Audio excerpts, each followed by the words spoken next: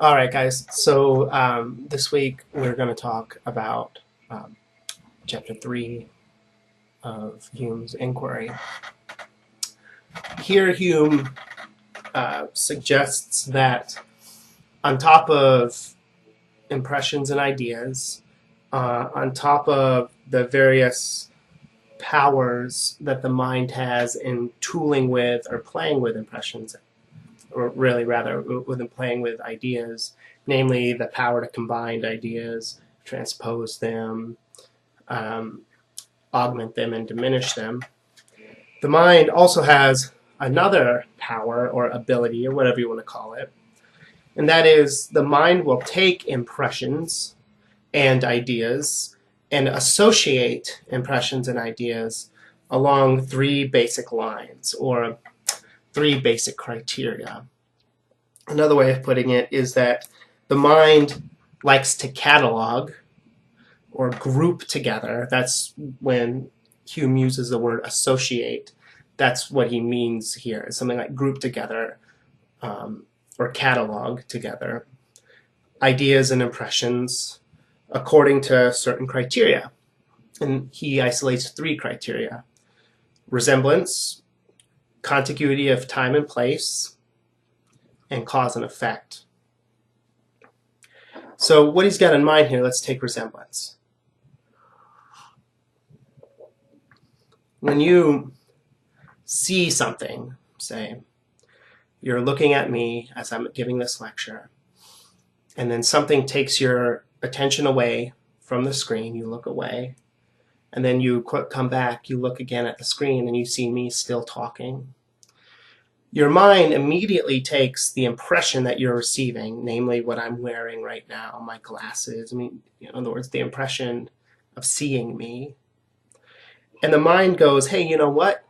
This impression resembles very much the ideas that I have, certain ideas that we have stored away, namely the idea of me that was formed by prior impressions as you've listened to several of these lectures now. Right? So the mind will take the fact that I've got round glasses. I always kind of look like I just woke up. It's kind of ridiculous looking beard, very sickly white, kind of pale skin, all of that sort of thing. As you receive the impressions of these things, the mind is going, hey, we've got something like that stored away in here. All these ideas that were generated by previous impressions of me.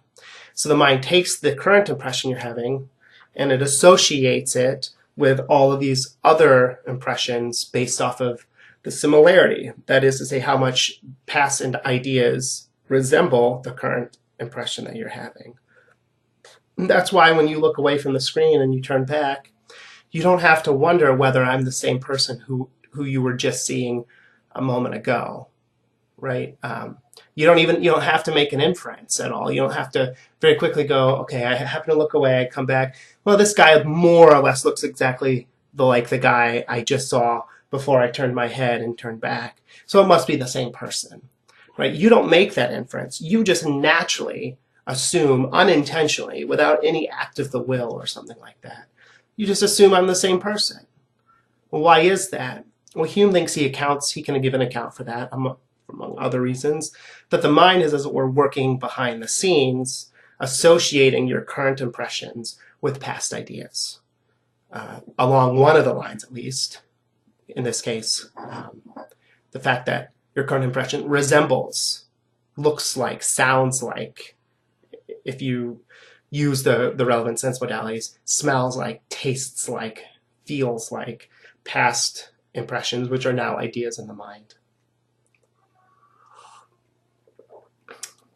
So that's one of the associative categories. That's one of the lines along which the mind will associate or group or catalog, however you want to use whatever language you like to use, current impressions with past ideas. Another way is contiguity of time and place. Now, contiguity is not really a word we use much anymore. If you might hear it in the word contiguous, like if we talk about the contiguous United States. something that is contiguous with something else is if it's got a border that is touching it, right? So what we call the lower 48, the contiguous United States, because the contiguous, each state in the contiguous United States is touching the border of at least one other state. That's not the case for Alaska and Hawaii. Their borders don't touch any other states. That's why they're not part of the contiguous. So contiguity then means something like the two things are contiguous or enjoy a contiguity with one another if they're touching, if their boundaries or borders are touching. So what Hume's got in mind with the association according to contiguity of time and place is that in the same way that when you looked away and you look back, your mind working behind the scenes, but that you're not aware of it. You're not making the decision to do this. The mind is just doing it for you. In the same way that your current impression of me, the mind recognizes, oh, hey, this resembles past impressions, which are now ideas. So I'm going to associate this current impression with these past ideas based off of resemblance. Another way it does it is based off of time and place. So you look away and you turn to the screen and look at me again. Well, what are a couple of things that you notice? Well, you looked away only for a half second or whatever, and you come back. Not a lot of time separated the two, right? So your mind is going, well, look, you just turned away real quick. You came back. Not only does the guy you're seeing now resemble the guy in your memory, from past impressions, but also not a whole lot of time passed between those ideas and the current impression. Probably it's like the same dude. But also, I haven't moved, right? You look away, you look back, it's like the same room. If you looked away and you come back and I look, all of a sudden, like I'm in the jungle. And there were monkeys floating around and there's a puma up in the trees or whatever. Your mind might go, what the heck just happened here? I'm not quite sure how to make sense of this because the place would have been different. There would have been no contiguity, right? But that didn't happen. You turn away from the camera, you look back, it's like the same place. So again, your mind's associating your current impression with past impressions.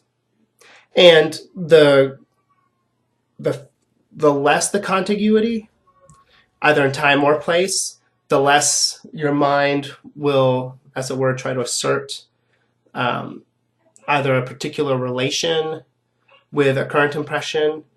So try to think back. Remember in book 2, one of the distinctions, in fact, the primary distinction, Hume believes that there is between ideas and impressions is the vivacity, how vivid or lively impressions are, versus how relatively not vivid or unlively ideas are. Well, one of the ways that something will start to feel more or less lively to you is its relation in place or time to your current impressions. Right, so you have a memory of something that you did yesterday, and why is it less lively to you? Why is your mind not, as it were, insisting on trying to associate your current impressions with the ideas that you have from yesterday? Well, your mind recognizes that some time has passed, and also maybe the ideas you have are of having gone out to dinner last night or something, and now you look around and by all impressions, you're sitting at home in front of a computer, listening to a lecture. So the contiguity of time and place is starting to get stretched thin. So your mind isn't going to want to insist that the current impressions you're having are related in any meaningful or profound way with these other ideas you got bouncing on your head, namely the ideas which were formed from impressions you had last night, right?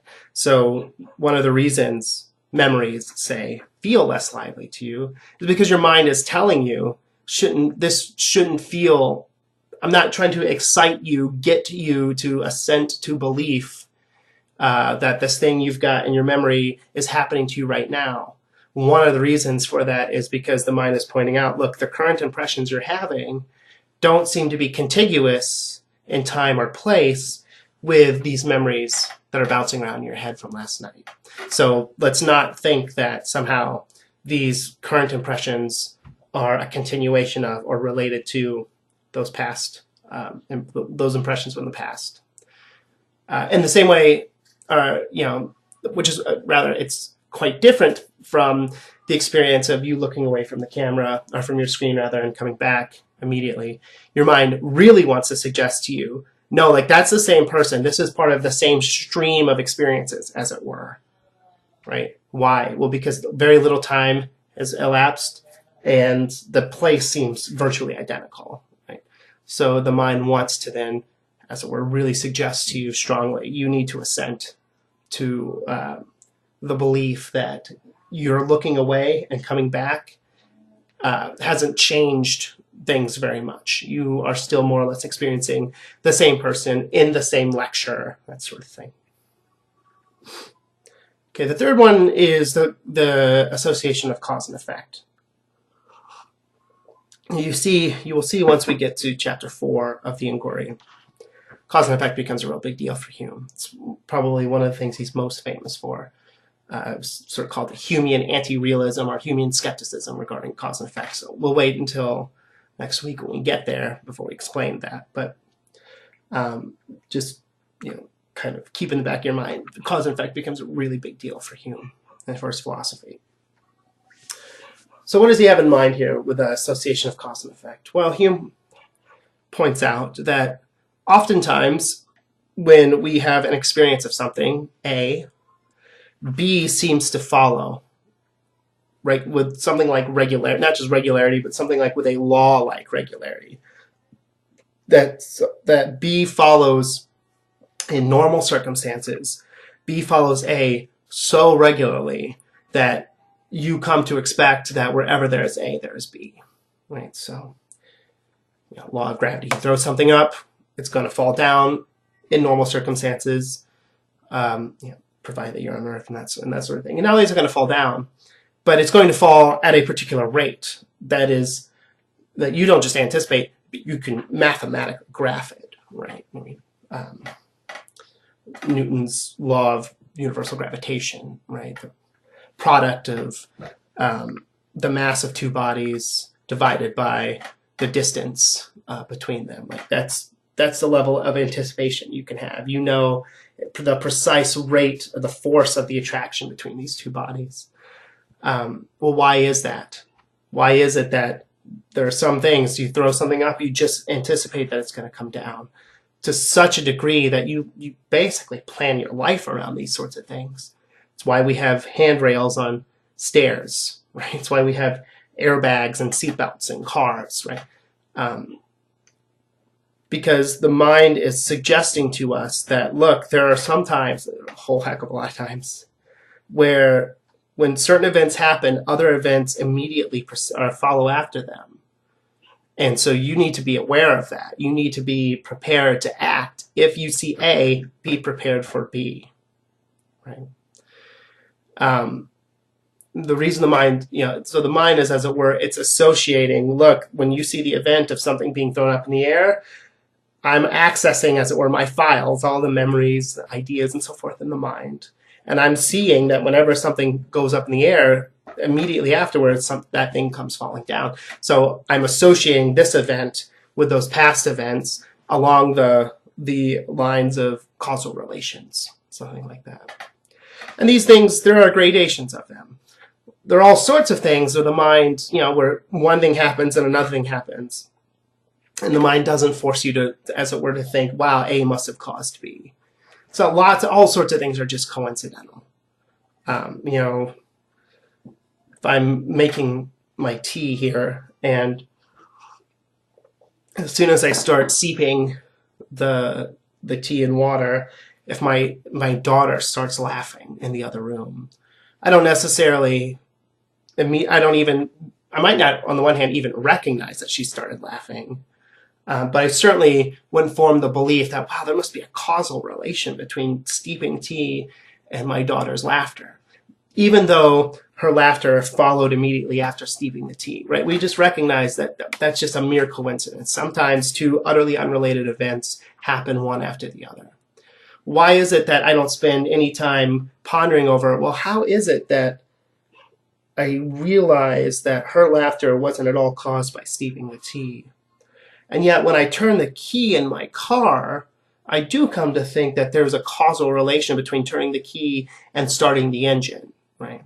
Why is it that I don't ponder over that sort of a question, right? And for Hume, it's because the mind's not associating the impression and the idea of tea steeping and my daughter laughing. Whereas with turning the key and starting the engine, my mind very much associates those two together. It associates them along the lines of a causal relationship. The mind is saying it's not a mistake that your car started after turning the key. You should believe that those two things are related along causal lines, right? So that's what Hume's got in mind here with these associations of ideas. He thinks that it's the way the mind helps you get along in life by as it were, taking over some of the work so that you don't have to make inferences. That is, spend time actually trying to, take event, or impression A and actually have to do the intentional, mental, logical work of connecting the impression A with ideas B, C, D, E, and so forth, right? The mind is just doing that for you, right? Now, I think there's a corollary here to the physical body, as opposed to the unphysical or immaterial body. There's a corollary here, what the associations of ideas are doing for the mind. There's a correlation to the body. Something like the autonomic systems of the body. So the autonomic system is basically the parts of the body you don't have any intentional control over. It's like the beating of your heart, the motion of your bowels. Generally, something like breathing. I mean, it's always kind of funny when I use breathing as an example. Then you start thinking about your breathing, even if it's just for a little bit, and all of a sudden it's like, well, no, I do have control over my breathing, right? But generally, you don't really. I mean, you do have, at any moment, you can take control over it, but generally it's something that you do without any intention behind it, right? Your body just kind of controls it for you. Certainly when you're asleep, that's the case. Okay, so these autonomic systems it's actually like amazing, right? And by that, I mean, not just like the physiology and, the sort of actual mental apparatus going on, or, the brain apparatus going on behind it, which is itself pretty remarkable. But just think about it evolutionarily, how great it is that we have a system that we don't have to control, that the brain is just sort of taken care of on its own without any recourse to intentionality. So the average heartbeat, is like something for a healthy person is like between 60 and 80 a minute. Imagine, let's just do 60 because it's, 60 seconds in a minute, so that's nice. Imagine every second if you had to intentionally beat your heart. So beat 1, 1,000, beat 2, 1,000, beat 3, 1,000, beat, breathe, beat. You're going to want to breathe a little bit, beat more, beat, because you don't want to hyperventilate, beat. You have to beat, take a deeper beat, breath, beat. Okay, at some point, beat. I'm going to have to start sluicing, beat, food, beat, and drink. Through my bowels, beat a little bit, but not too fast, beat, because I need the nutrient, beat. Oh, that one was a little beat, slow, right? I mean, holy crap, right? Just so the idea is, if all you had to do, just take these three things: breathing, the beating of your heart, and the motion of your bowels. If you had to control those, that is to say, you had to be consciously aware of the beating of your heart and actually make sure that you are the one who intends it, the same way that you can sort of intend the opening and closing of your hand. Beating of your heart, breathing, and motion of your bowels, that would be your life, just those three things. That's basically all you would do.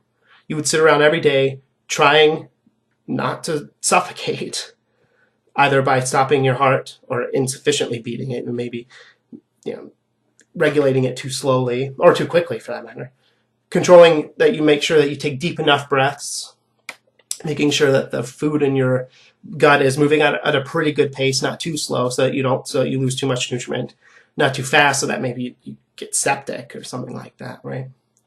Just those three things alone. And there's all sorts of other stuff that your body does for you, right?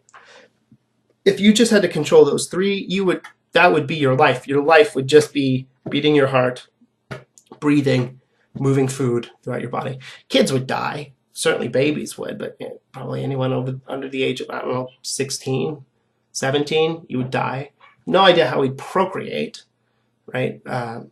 Especially because you'd have to make sure the heart's beating a little bit faster, as anytime you sort of exert yourself physically, right? So kids probably wouldn't make it, and we would be the last generation of our species because it's not clear how we would actually procreate when we're worrying about all these other things, right? So it's a really great thing. It's a marvel of evolution that animals, higher animals, that is to say, more complex beings than single cell or multicellular, like paramecia or something like that, that we have this ability for the brain to say, you know what, I got you on the beating of the heart, on the breathing, on the moving of the bowels. You go out and you make civilization. Go out there and build stuff and hunt mammoth and write poetry and do philosophy. You take care of that stuff, and I've got all this thing figured out for you, so we're good, right? Well, for Hume, the associations of ideas are basically like a mental version of that, right? Because we don't have to be intentional and make willful inferences, connecting impressions with ideas that resemble them, with ideas that have various spatiotemporal relations, either closer or farther apart, according to whether B following A happened in something like anticipatable law-like structure, or whether it was just sort of a coincidence. The fact that we don't have to worry about these things allows us to actually do other and more interesting things with the mind. It allows us to do philosophy. It allows us to build civilization, do mathematics, right? It allows us to plan for tomorrow, all these sorts of things.